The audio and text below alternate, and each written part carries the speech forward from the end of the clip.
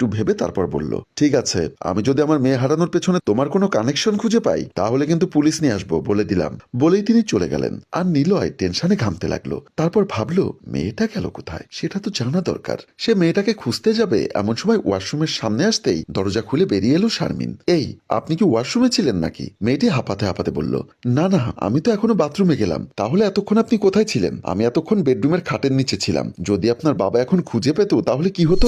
শারমিন বলল, খুঁজে পেত না, আমার আব্বুর পিঠে সমস্যা আছে, নিচু হয়ে কোনো কাজ করে না। নিলয় বলল, কি বুদ্ধি আপনার। আচ্ছা এবার বলুন তো, আপনার বাবা আমার বাসায় কেন আপনাকে খুঁজতে আসলো? আর তাছাড়া আপনি কেন আমার বাসায় এসে লুকিয়ে আছেন? শারমিন বলল, শুনতে চাচ্ছেন? তাহলে শুনুন। দেখ, এর থেকে ভালো ছেলে কিন্তু আর পাবো না। আমি তোর জন্য বারবার বিয়ে ঠিক করি আর তুই নানা বাহানা দিয়ে বিয়েটা ভেঙে দিস। আজকে তোকে বলতে হবে কি সমস্যা। শারমিন বলল, বাবা আমি তোমাকে কিন্তু আগেও বলেছি, তুমি জেনেও যদি না জানার ভান করো তাহলে আর কি করব বলো? ওই কথা ছাড়া আর কোনো কথা থাকলে সেটা বলতে পারিস।